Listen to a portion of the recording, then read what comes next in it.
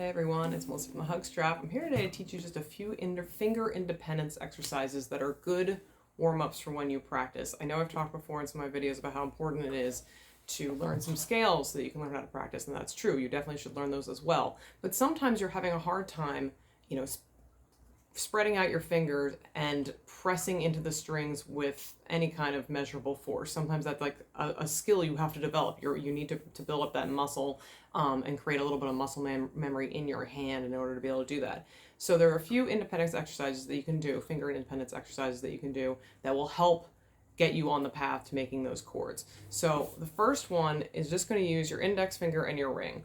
And it doesn't actually matter where you place them on the fretboard as long as you're starting out of the top string, going down all the way to the bottom string, or I guess actually they say it's the reverse. This is the bottom string and that's the top string, but you know what I'm saying. The one near your head, you start with first, then you go down to the floor.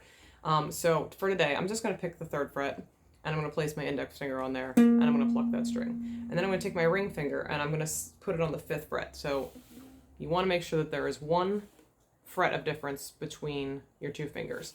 And you want to be able to press into them so you get a nice clear sound. So index finger first, then my ring finger goes down, and my index finger does not lift up off of that string until now when I go to the C string, 3rd fret. Then I pluck that, then I bring my ring finger to meet it on that same string, 5th fret, and my index finger is still there. Now it's going to move over to the E string, 3rd fret. Then I'm going to bring my ring finger over. Yep. Then I'm going to move that finger again to the A string.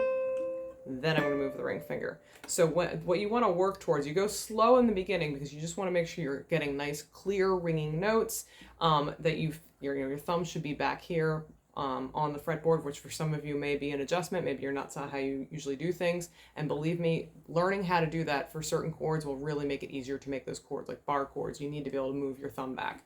So we're going to try that again. So it's...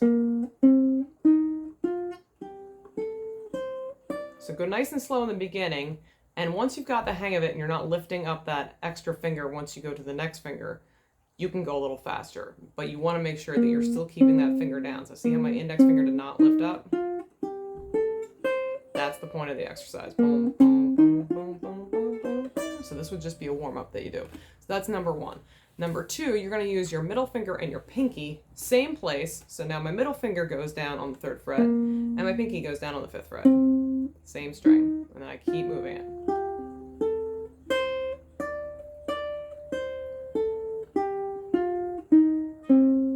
Yeah, you can walk it up and walk it back. But again, going nice and slow, making sure you're getting clear ringing notes. That's number 2. The next one, you're going to try and do just your index finger and your ring finger. And you're going to have 2 frets of difference between them. So if I put my index finger on the 3rd fret of the G string, I'm going to put my pinky down on the 6th fret so that there's 2 frets in between.